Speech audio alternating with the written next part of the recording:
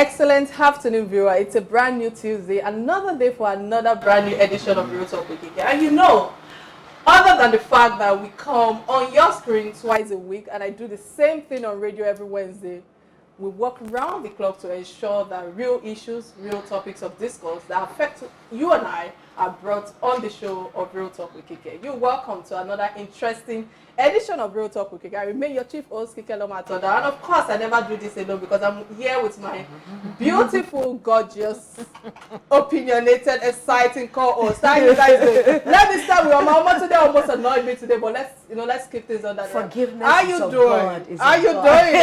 It's human to air. I'm all excited. It's a wonderful time to always spend with you on our lunch hour show. So please sit with us today. It's going to be a bumpy ride.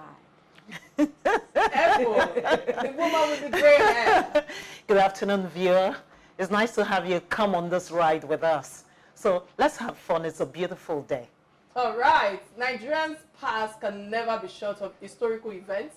Let's see what happened down the memory lane of August 24th in the past, let's say the past 6 years or so on this day in history segment. Please stay with us. We'll be right back. On this day in history, exactly 7 years ago, 24th of August 2014, Ogun State Governor, Senator Ibikole Amosun, ordered the closure of state-owned Olabisi Onabanjo University, OOU, Agoiwoye, following alleged threats by the students against his government. The governor directed the governing council of the institution to implement the order with immediate effect, saying it was done to forestall breakdown of law and order. Speaking through a statement signed by Secretary to State Government, Taiwo Adeoluwa, the governor said the decision to shut down the university was taken in the interest of peace and order.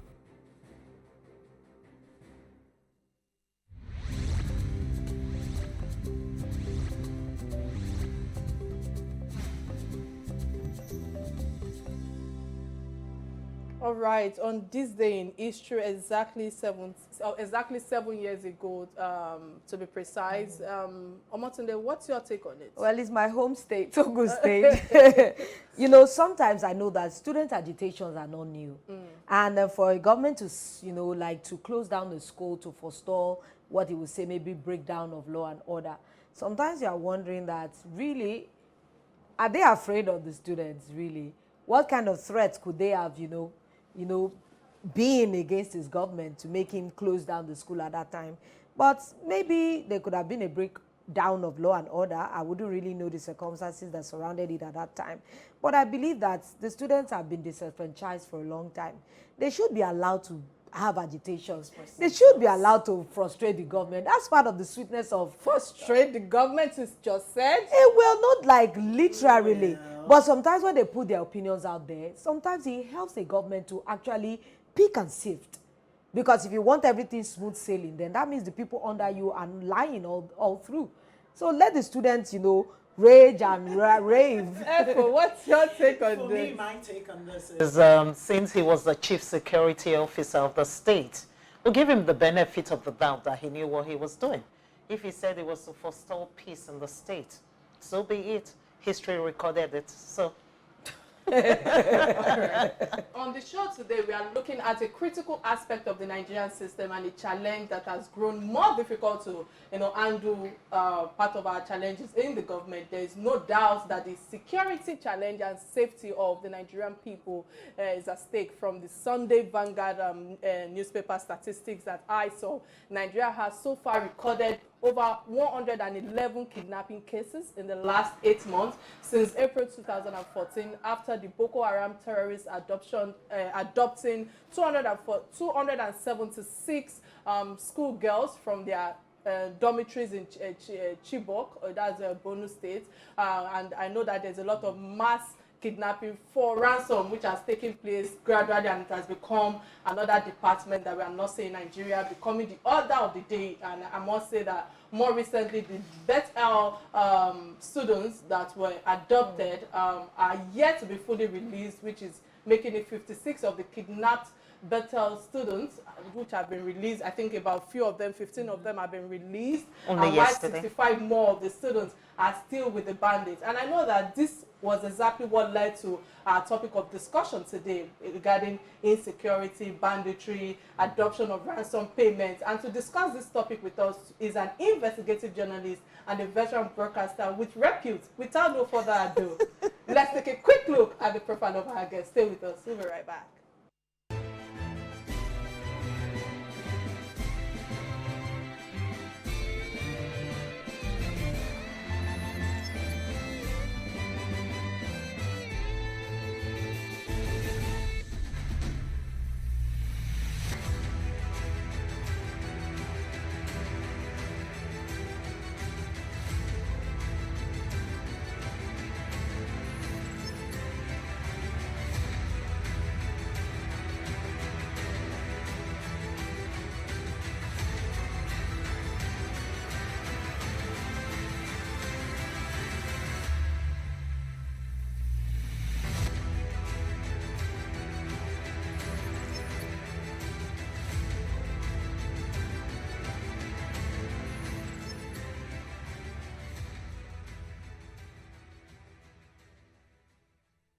And of course, we have Dr. Kemi Olunloyo in the studio. I must say many thanks for operating time to be on the lunch show today. How you doing? I love the color purple on you. Thank you so It's much. royal. You know, people say that I don't wear suits like you and dresses. I'm in Nigeria now. I did that 30-something Proudly years in Nigerian. America. You know? I know. So I like buba and iro, just simple. When it goes up and down. Our and all African that, just, attire. Yeah. I wish I purple can looks be good. like you. That makes you But truly because of African. my I'm pride, African, you know, oh, I yes, know. And the please. colors All are the way, popping. yes. We're home now. I like your suit, green, very Thank you. patriotic. Thank you. Thank you. It's nice to be here on Real Talk with Kike. This is a great show. I love everything you guys do here. Oh, Thank thank you you so so much. much. Many thanks for your Please, kind anytime you words. want me, just call me to come and rant. Yay! Excited. Yeah. She's put a stamp on it. All right, Yes, guys. yes. Let's dive straight to the conversation of the day because I know the bandits initially demanded Yeah. a million naira each for 81 students, and Yeah. our security system is rather incredibly vulnerable. Maybe that's the word to use. You know, at a point in time, the negotiation for the ransom went to 60 million, which I feel that they've been going back and forth in terms of communication. So my question now is, why are we yet to find or to have a single confident report of the bandits being caught with all the ransom being paid? And it seems as if the policemen have left the parents to be conversing with them. When I researched this story, Kike, it was very disturbing. I came out with, as an investigative journalist, I came out with all kinds of, ideas of what could be going on here. We have done something very wrong in Nigeria. Number one, a lot of people wouldn't like my opinions, and that's normal out there. We ended SARS. SARS is an elite police squad that's supposed to catch armed robbers and kidnappers. If you had armed robbers or kidnappers, it's equal to bandit. That's really what it is. Okay, if you remember very well, I was for the Reform SARS hashtag. Shegma Wusoya, Sega Link was for End SARS. And we fought and we feuded on Twitter over this stuff. Eventually, I moved to their side to End SARS. But they have to do 5 things. We asked them to stop extrajudicial killings. We asked them to release the people in custody, to compensate the families that have lost their loved ones from these killings. We just had a package, 5 for 5. They approved it. Shegun sat at police headquarters in Abuja for days, hours, and I was like a secretary trying to get all the stuff out, to the people.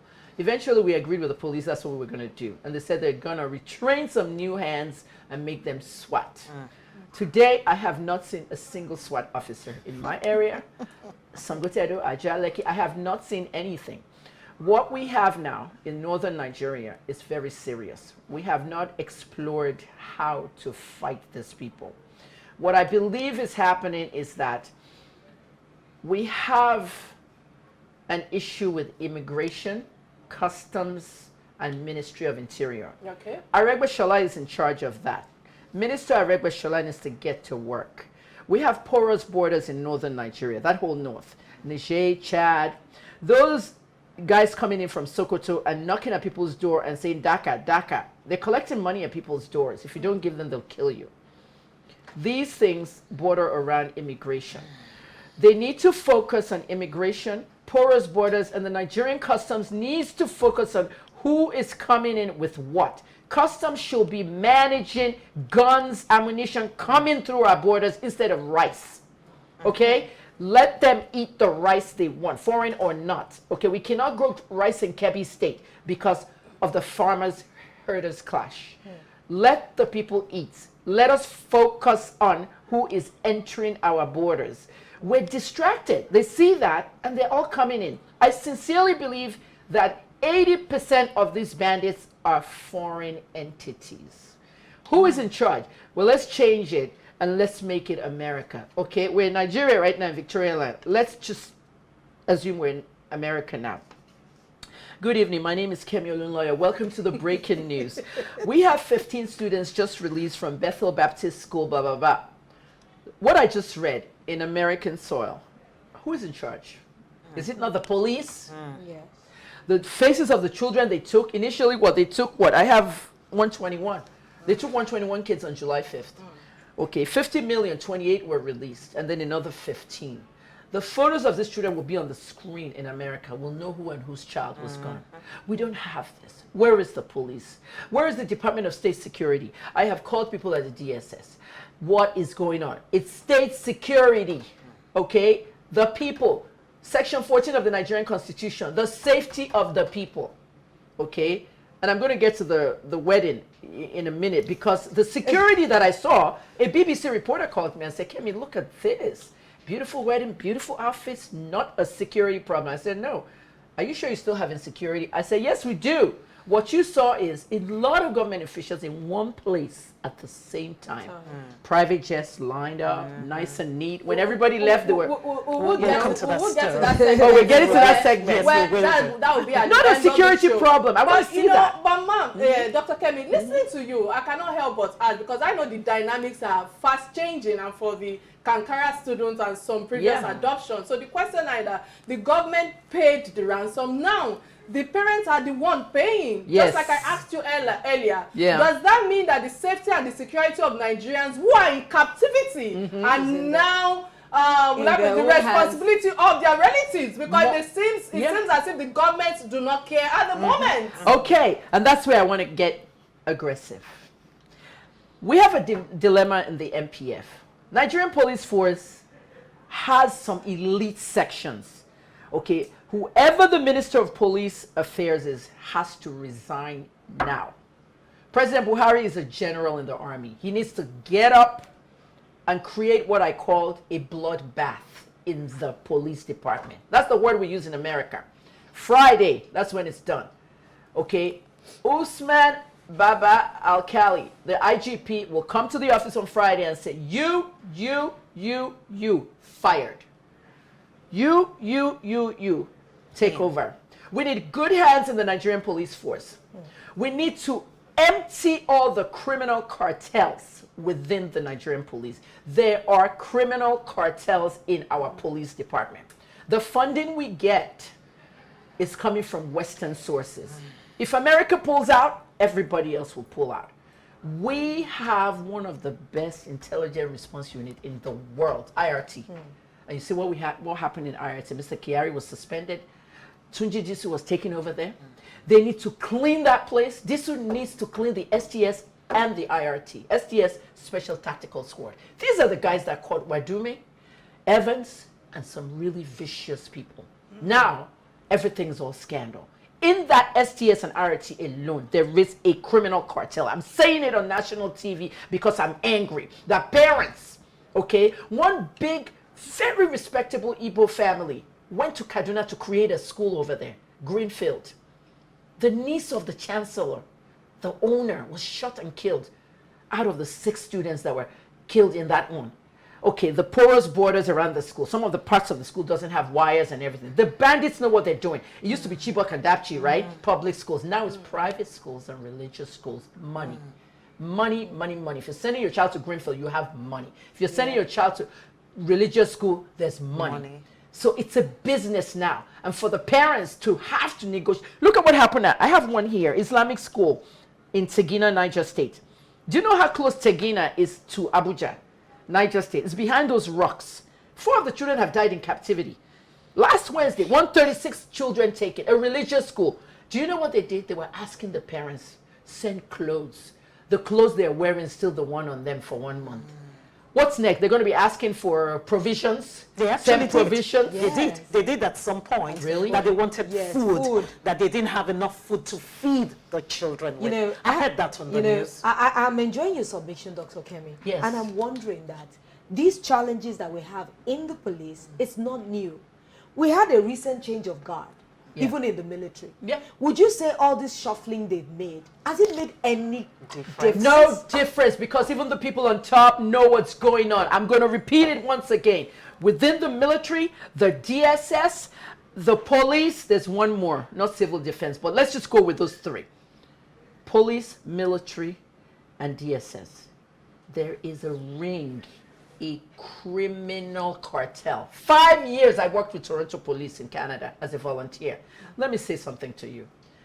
For all the work I did against gun violence in Canada, Constable Scott Mills said on the newspapers, Kemi did a whole lot of work and helping us solve a lot of crimes. August 24th, 2012. Okay? I antagonized gun laws. I fought the Prime Minister. I even abused him, and he said they must not renew my visa. August 24th, 2012, they deported me from Canada. 9 years today. And what the police said in all the newspapers is what shocked me. Upon all that, there were 1 or 2 police officers who never liked me. They told me, they said, some people didn't like you working with us because you were a black woman. If it was a white woman getting all the guns off the street, it would be different. There's always one bad cop, but it doesn't mean that we have to hate all the cops. True. Nothing is changing. They know who the people are. They know who, the STS has to be cleaned up. President Buhari, if you're watching this show, the Special Tactical Squad has to be cleaned out. Dr. completely. Kemi, you know, I'm sorry, I No, just it's okay, wanted to it's follow fine. up on They that. have friends in the bandits. The bandits. You know, have I was friends in just them. going to go there, that the North seems to be like a haven That's it. for terrorism, Yeah. banditry. Yeah. We have Boko Haram challenge there, and Yeah. there's some sub-Islamic groups that are coming Right. everywhere. Don't you think that this is a scary like trend? Because what do we do if something happens and they overpower our security people? A very good point you made there. The northern perimeter of the country. It is well organized. They know themselves. As much as we have all this hush puppy stuff going on, I think it was a big mistake to suspend Kiari. Well, it's the normal thing to do. Okay, SIP, Special Investigative Panel, and all that. Kiari has information that can help with this kidnapping circle. Okay, Kiari is a good cop. He actually came on my live video on Salah Day. We're talking about community. And from Salah to like the next week, everything changes. At the end of the day, he knows some people in there that are in line with the bandits. What I'm trying to say you basically, Kike, is that the bandits know people in the police force. There's a connection. What did Theophilus Danjuma said when it was at a graduation? Danjuma said, the police and the army are the ones killing the people. Remember that? Was he right or wrong? We don't know, but he said it. And this is a general that was defense minister and everything. So what we're trying to do, what you said about, you know, it happening in the north and all that. We used to think, oh, NIMBY, America has something they call NIMBY, not in my backyard, the NIMBY syndrome.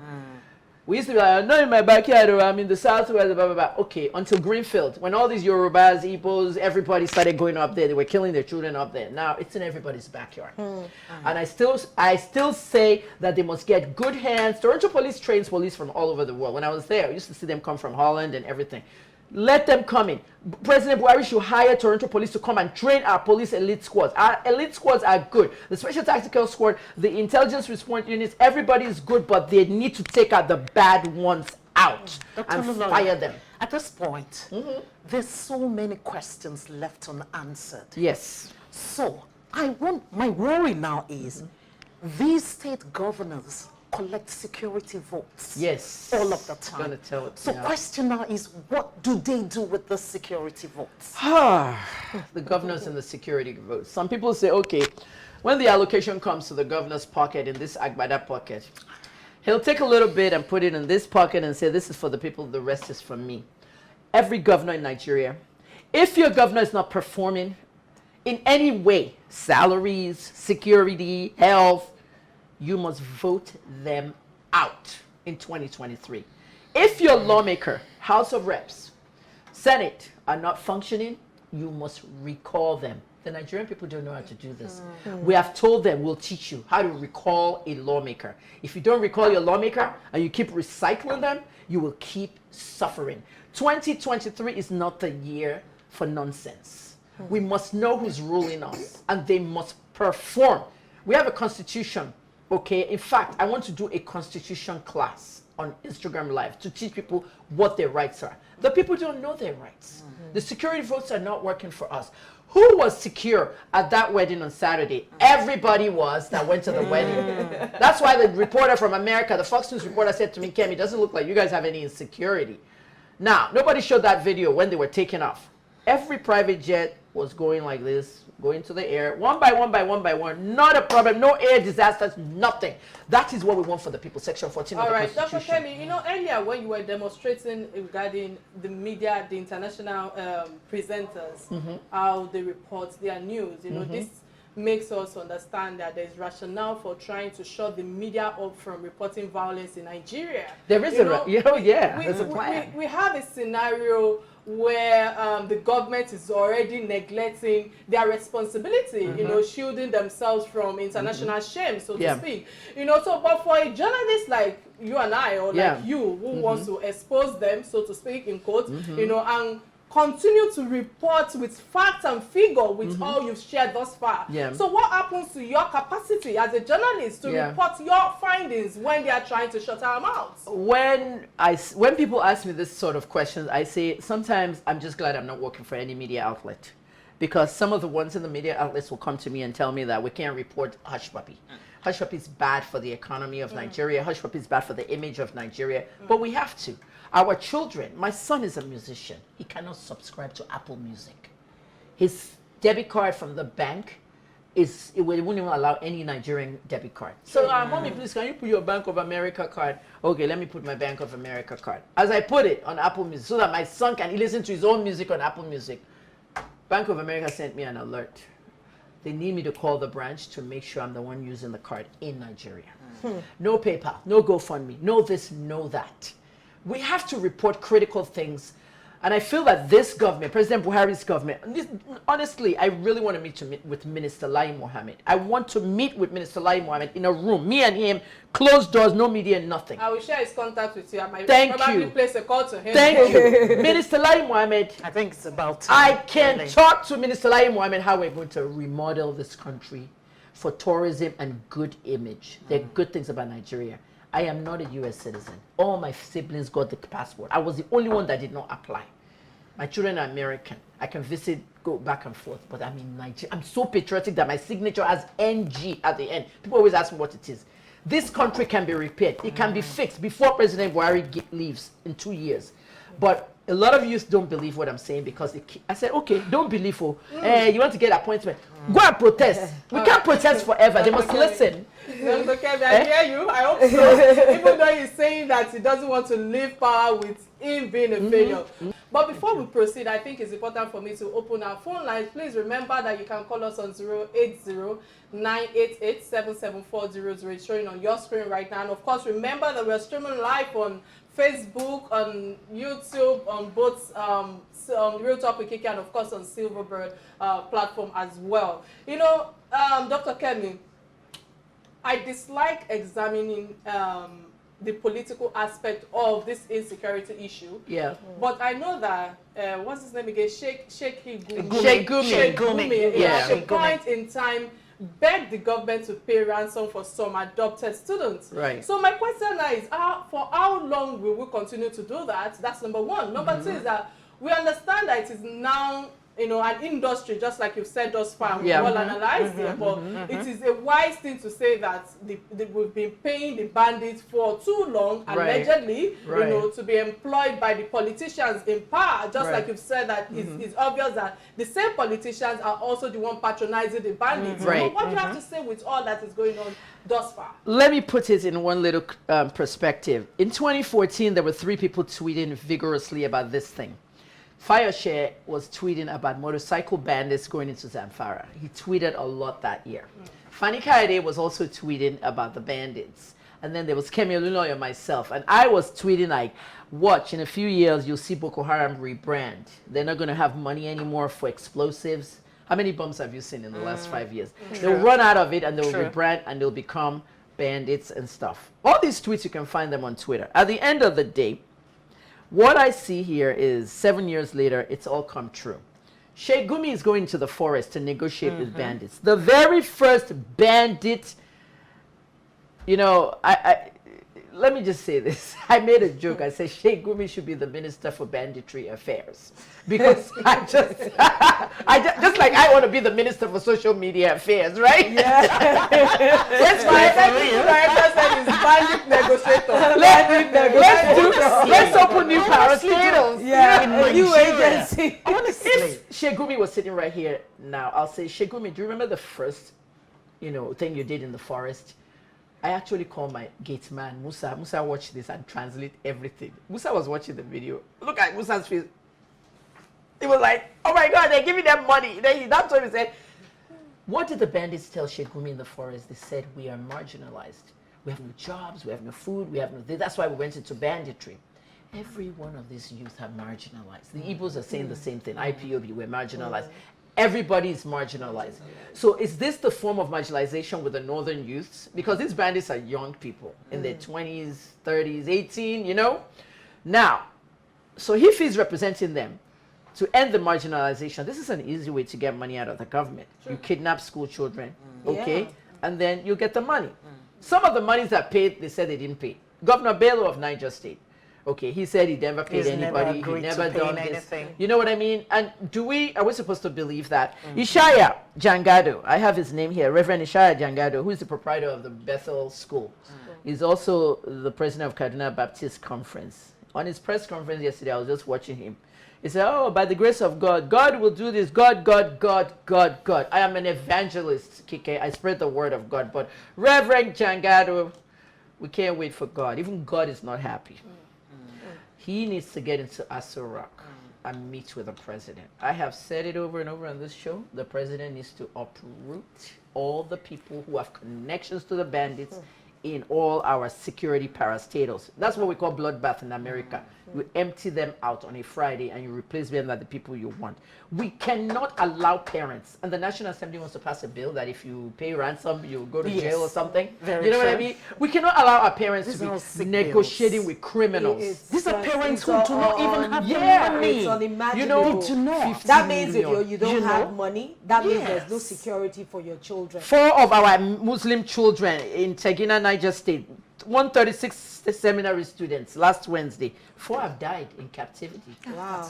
When all this is all well and done, PTSD, something that I battle. I'm still battling PTSD. Kike at 50% recovery, watching execution at SARS during my Port Harcourt days. These ones are going to have it real bad. You are going to have to look for money for treating them. Things are going to change. The Department of State Security in Magodo, I have a few agents there that I know personally, and I started this thing with them. Promote it. It's an American term. If you see something, say something. Say something. If you see something, say. Nigerians will see somebody planting a bomb, they won't talk. Remember in 2014 to 2015 or 2016 when it was a bomb everywhere in northern Nigeria? And it was a child that carried the bomb. So whose children are these? See, their mothers didn't know they were going to school. I'll be bomb factory. You know what I'm saying? Yeah. People don't talk. So with what you said, Kike, this ransom payment issue with parents shows how irresponsible we are as a nation, how irresponsible our governors are. Governor El Rufai, I hope you're watching me. You need to change the narrative. now or never. We said it in America, it happened in America. People are getting killed and robbed at the ATM. Nobody did anything until the daughter of a lawmaker went to an ATM. I'm glad that you just mentioned America. We saw what happened in Afghanistan over the last 2 weeks. Yes. The Taliban have taken control over the government, and the entire populace began to flee from their own Up to land. now, the government has won. So my question now is that we have not been able to eliminate Boko Haram, insurgency, banditry, now adoption. What are we tending to, and how can we completely eradicate, or will I say stop all that is going on? Boko Haram is coming closer. Like the Taliban was outside watching. U.S. troops, Canadian troops. The Canadian left. The U.S. decreased their own. Everybody left. Former President Hamid Karzai, present, Afghan army that the U.S. trained. They dropped their weapons. Everybody fled. You saw people climbing the planes, falling off. This is the desperation. There's a picture this morning I'm going to post later on Instagram of the people that were evacuating last night. August 31st is the deadline. Yes. At the end of the day, I had that on the news. Look at that. Kiki, I now want to say something. When was the first Boko Haram attack? Wasn't it like 2000 and... I was on Larry King Live, 2009. So it would be like 2007, 8. You know, the first time when Boko Haram came. Okay, I was talking to Larry King in 2009. The video is on CNN. God bless his soul. He said, what do you think Nigeria is going to be in 5 years? I said, it's going to be a full-blown terrorist country. And that was 5 years, 2012. And I'm right today. Here we are again. But what is happening now is Nigeria is a full-blown terrorist country. How can we change that? Boko Haram is changing, and they're getting close like the Taliban. My fear is that they're using Niger State, okay, as bandits, because the banditry is highest in Niger State. Niger State is behind Abuja. Yeah, very close to Abuja. What happens when they move in? Now, Kike, look at that Boko Haram thing we talked about. 2007, maybe the first major Boko Haram bomb attack. How old were those Boko Haram people in 2007 versus 2021? Is that 14 years? Yes. Okay, now, look at the new Taliban. What do you see? Did you see the video of them exercising in the gym? Did you see that video? I think I saw a video. That's a new generation Taliban. Yeah. Like my son's age, 20, 21. Like they're seeing all these things that the And there were some that were even dancing. They were dancing. They liked the Yeah. machine. One was pedaling backwards. They were just, you know, at first when I saw everything, I said, let's give them a chance, because they have a spokesman, PR guy. Yeah. And the spokesman said, we're not going to hurt women. We're going to let them continue school. We're going to do this. I said, maybe these are the modern Taliban. Let's try and watch them.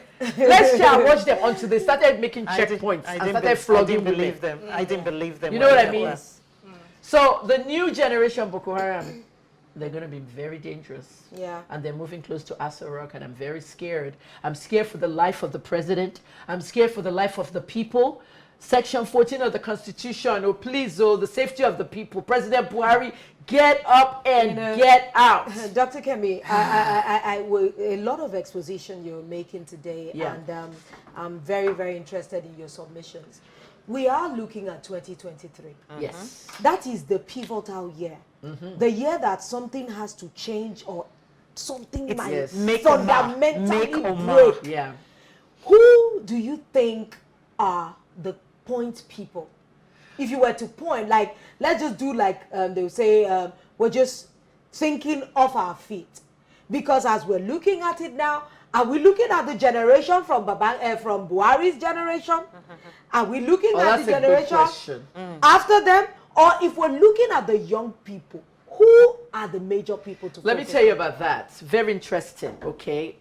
This is where I live, okay? That window there is my neighbor's window, okay? Gabriel and Elijah are 7-year-old. They stand at the balcony and I'm, Auntie, Mommy, or Grandma. So I took the camera. I told their mom that every now and then I'll be videotaping them. She said, okay. Gabriel, Elijah, who's the president? What's today's date? They tell you. Who's the president? President Muhammadu Buhari. Suddenly Elijah asked me, Mommy, Grandma, who is the president when you were our age? I said, President Buhari. When I was 19, when I was 19, when I was 51, and when I was 57. Now. Yeah. So I have that video. I've never posted, and I will post it now. But what are we looking at? Nigeria should be looking at a president 55 or under. That's my thing. Obama came in at 47, left at 55. 55 and under. General Babangida spoke recently on his birthday and said, Tinubu and Atiku were not eligible because we want people in their 60s. We don't even want people in their 60s. America retires people at 65. We want 55 and under. I'm looking at some really charismatic leaders. Okay, the guy in Kogi, Bello, he's a very charismatic one. Some of his people may not like him, but I noticed something about his government. Bello has no insecurity. Kike, did you notice? In his state. Kogi is a place where there can be insecurity around it, but no insecurity in Kogi. And I heard that he goes to see the president a lot to give ideas. And he has one of the best health sectors in the country. When you look at health and security, I said, this guy is very interesting. I actually called his office and I asked them for an interview. You know, I'm going to do an interview with many people. Now, let me talk about Asiwaju. Now, Asiwaju is on my page now. It's trending a lot because I'm going to secure an interview with Asiwaju. 30 minutes with Dr. Kemi, by the way. Let me just launch that here. That's my new show coming. 30 minutes with Dr. Kemi will be on YouTube strictly. 30 minutes with somebody. Okay. A lot of people are assuming that Asiwaju wants to run. He hasn't said anything. Okay. People are attacking him. Oh, his health is this. And of course, the gate. Like, people have their opinions. Okay. I'm also looking at anyone not recycled. Okay. Okay. Mr. Atiku shouldn't run because we're going to continue the recycling. We shouldn't. I think the young governors that feel they have performed, we have to see them perform. My governor is Sheyi Makinde. When I look at Sheyi, you know, he's done quite a few good things, but then when I look at what happened with these Yoruba people and the whole Wakili and all the bandits there, the herdsmen thing, it now dampens some part of, you know, stuff with him. What's the name of the guy, Igboho and all that. But we need people who are young, 55 and under, to run for office. Young people, if you believe it or youth, they don't want to run. They don't want to run. They don't have the money, they don't have the political will, they don't have the power. We are running out of time, guys. And I know that such a interesting conversation. Information you wish you could get. This hour is not enough. But before we run, Dr. Kemi, I know that when you appeared on Arise TV, my Egbo's platform, Dr. Abati, when they addressed you regarding the Hush Puppy situation, and I saw on your page where you said that in one of your interviews that Hush Puppy, regarding Hush Puppy and Abba Kyari's investigation at the time, and you hinted that there's an OAP allegedly to be connected with the whole issue of money laundering and the likes and all of that. You know, we do want to use the opportunity to share some light on that OAP. Now, who is that OAP? I'm curious. Let me just, did you read what I wrote about the OAP? Did I say male or female? Now, there are 3 people in the FBI who are working this case. All the files are closed, classified. They're attaches at the embassies, both Lagos and here, and then 4 of them arrived from the States about almost a month now. They will be declassifying the files small by small, putting stuff out small by small. Okay, the first thing they put out, Abba Kyari, you spoke to. I didn't get any money from you. Abba Kyari said they made clothes for him. Then they released a chat between Hush Puppy and Abba Kyari. What's up, chats? He never deleted anything. Okay, so now the game changed. One of my FBI sources told me a list of politicians, top cops, top military people. So, Dr. Kemi, who is that OAP? That OAP, okay. Let me just say, I don't know. You know, there's an alleged OAP that actually went to Dubai. Wait, there's a few OAPs that are female. It's a female, and that OAP, the way they associate a television and radio personality, who is this girl, that she moved a lot of money for Hush Puppy. Next thing I get a call from, you know, like people who are tagging people. They tag Kike, they tag talking about. Not Kike. You are yellow. Not yellow girls are always suspect. Consulting She's already exonerated you, Kike. She said it's not you. Kike, listen. So they tag talking, they can't tag so many people. So Tiwa Savage called me and said, Auntie Kemi, is it true? They say you wrote something about talking. I said, I didn't write anything about talking. I didn't mention anybody's name. I don't even know who it is. But it's a female. And the person's on Instagram and they're watching. They said the person moved a lot of money for Hush Puppy. So I like talking to call me. All right, guys, you edit from Dr. Kemi that it is Dr. Kemi. On that note, I'm saying, it can't be Kike, guys. All right, on that note, I want to say thank you so much for creating time to be on the show today. But before we let you go, Dr. Kemi. Any more gist? Yes, of course. There is the last segment of the show, which is the trending issues. Oh, I like that. The trending story is what affects us all, that binds us together. And one of the first trending story that caught our attention is that of the highlight of the Yusuf and Zara's wedding. Royal President Buhari's son's wedding to the daughter of the Emir of Kano. Yeah. You know, and I've heard a lot of submission from politicians and how the private jets and a lot of things was exhibited. You know, I must start with you, Efo. What's your take on this when you saw everything that was happening that weekend? When I saw it, I just said, it's an amazing country we live in. I mean, they will go by private jet to Kano because they know the security situation in the country, you know, because you don't know who is going to be kidnapped along that corridor. So you have to fly, and it has to be a cozy ride. I mean, what are you talking about? We are talking about the who is who. Yeah. Even those who have blasted the government before were there. Do you understand? I mean, Nigeria is just a joke. They take care of themselves, but they do not take care of the people. But when it comes to elections, they come back to the people. They're prepared to eat corn with you on the streets of Lagos. There is somebody eating corn. They're prepared to sleep on your beds just because they want your votes. But when it comes to those big ones, why don't you invite the poor people to come and eat? Well, so, you know, somebody gave me an analogy about what possibly or allegedly could have happened. That the amount of money that the bride and groom would have gotten, we're talking billions here. Because every state is going to just, you know, donate. And I'm looking at the abyss of poverty in the country. You cannot tell me that any average family right now in Nigeria is poor. The family that you call average is now poor. That means we're talking about bankers have no money to pay their children fees. We're not even talking about people in the top echelon. And yet we see the display of wealth. Even the driver of some of those top boys. I wish I was the driver so much. Even if it's to get that small money. All right. I think before I ask Dr. Connie for a submission, I think it's important for me to put out my analysis on this. You know, in a country that, where she holds the chair. In a country that people are being killed in Benue and other parts of the north, I can't blame Gumi, you know, for a statement saying that they should pay, the government should pay. However, 1 million naira for celebration, and Buhari's son is marrying a princess, which I understand clearly. They have their right to celebrate as much as they want, because that's, you know, that I believe that's their fundamental human rights. You know, but on the other hand, you know, our leadership is not sensitive.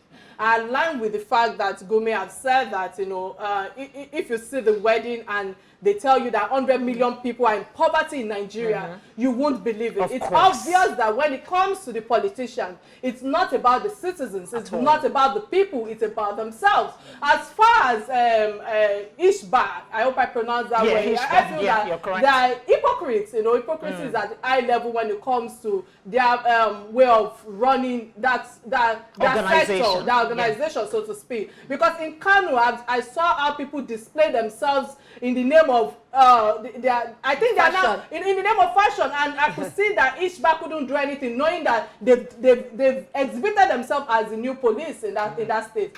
Photos of the wedding and the music of Naira Marley played at the wedding is yet to be addressed. Poor leadership is the biggest problem of our country. And I can remember, and I know that Professor Wale Soyinka, quite a number of people have condemned the leaders of our country, and Nigeria has the highest number of private jets on that day. I would like to know if public funds were involved in this wedding, because I heard when one of my co-hosts is saying and is giving her own analysis that she's sure that lots of governors from different states would have contributed to what. That's a psychology of our system. I believe that, you know, it's unfortunate how we pump all sort of banditry at the wedding, and it shows to you that it's just too much. We do not care about the people. We do not care about our next door neighbor. And we carry religion, Christianity on our heads too much without it not reflecting in our actions. Dr. Kemi, my submission, I have it at 50-50. I have no problem with the wedding celebrations. We had a wedding like that in my family. And my father is Ajimobi's first cousin, and Fatima Ganduchi married Idris, and we had the Kano wedding and we had the Ibadan wedding. It was lavish, agreed.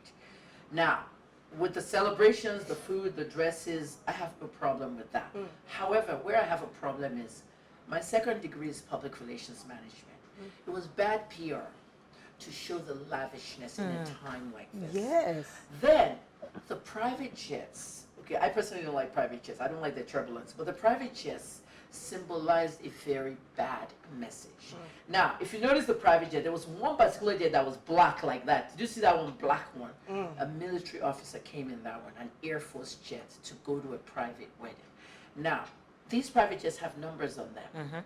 My question is, who could have gone around these planes and written the numbers down and then use a rocket launcher and shoot them down? These are things that 2 governors told me this.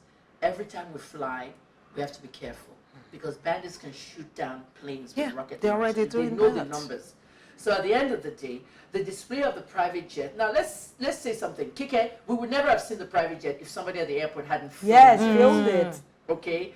Now, somebody did film when they were leaving. I saw that in someone's page. Now, Nasir is my very good friend. I like him as a person. I've never met him. Nasir Adubayero, he has a Facebook page, which is the most talked about Awusa page. I mean, that page on Facebook.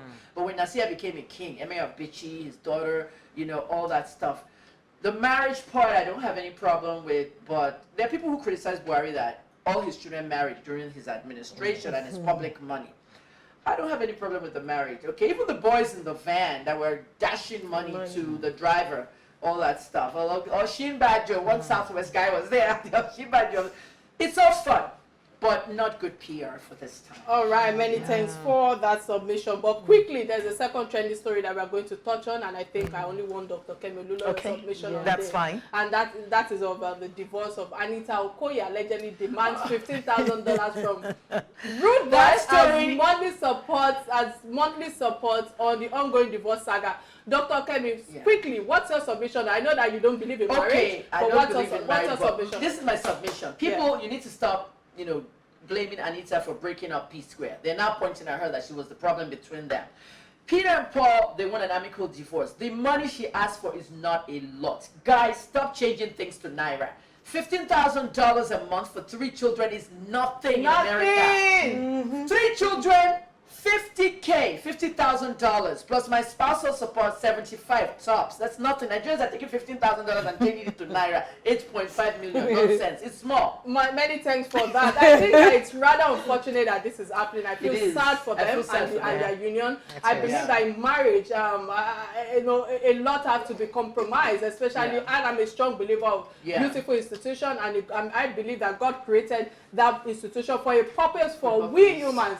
But one point we should all worry about is the fact that the legacy that they are putting behind. I feel strongly that when it comes to this celebrity, a lot of people look up to them. The couples are celebrities and they have followers and who have taken them as role models. And Kike, we begged them to end the fight at South Sultan. Yes, I saw that. I saw that. You know, these days people celebrate divorces like marriages, and it's very appalling. But I think that in all of this, I'm not claiming to have knowledge of what is happening between the both of them. That is Paul and Anita. But of course, the social media display is different from the real life that we see today. However, there are a lot of differences when it comes to reconciliation. You know, they should have worked towards mending their marriage and not bringing it into the public space. And if it is not, well, if it's for me, Dr. Kemi, I'm a strong believer of if the man is not abusing you verbally or physically, I believe that it can be amended. It is amendable. But in such situation where a man also does not have respect for the woman, you know, and I'm a strong believer that, you see, if a man does not respect himself, there is no how he can extend respect to the woman. Hence the reason why you see a lot of people say he doesn't respect the lady. It's not about that. You know, when it comes to infidelity, I'm sorry to say this, the man needs to respect himself before he can even respect himself and stay in the marriage. Again, don't forget that, you know, in all of this, I'm not a believer of the word that men are polygamous in nature. And the reason is that what is good for the goose is good for the gander. Because women that I know today, they are more polygamous in nature than even the men themselves. In my previous marriage, I came to understand that married women were more into, you know, whatever. You know, I don't want to put everything out there. But now, in terms of our request for the $15,000 monthly support, this shouldn't be, you know, I saw a lot of submissions on it. Because and they changed it to naira. That's why. That's $15,000. How much is it? Cannot buy my handbag. I'm sorry, cannot buy any handbag. Let me put it like that. The truth is that they now live in America, as we've seen that she has relocated to America. Rent is but we need $3,500 exactly, and the Rent is children. expensive. There's an expensive lifestyle that the children Are have to be used to. sustained. Right. You know, I've heard a lot of people complain and say all sorts about Jeff and Bill Gates. Yeah. You know, but the woman was not among the people that caused all sort of friction. So we all need to find a balance. Sure. You know, I believe that they should try and find a balance in all of this and look for how the same situation will not be repeated with their children. That is about them healing quickly and finding a balance to co-parent. That's a good point. Real quick before we go, the children. Remember the children Yes. when you're doing all Children. this. This is the social Yeah. media They should era. play fair. Yeah. This You is must a play social fair media because of your era. children. They're gonna read it later. True. Yeah. All right. On that note, I think we've Wow. come to the end of today's episode, and I must say thank you so Hope you much, had Dr. fun. Skemi. I'm so honored that you were able to. Call me you were anytime you able need to me. bring I this love into this table. I love the gist. I love Thank you. Maybe I'll leave around the corner. All right, Yeah. indeed, we Thank had you an so awesome much. show on We had today's a great edition of show. Real Talk with Yes, Kike Kotse. Our resourceful guest, Dr. Kemi Olunloyo. Many thanks for coming on Thank the you show. so much for having and me. of course, my co-host, ever keeping it real. Many thanks for adding your contribution. On that note, this is what we say. Bye-bye. Bye. See you again on Thursday. Bye.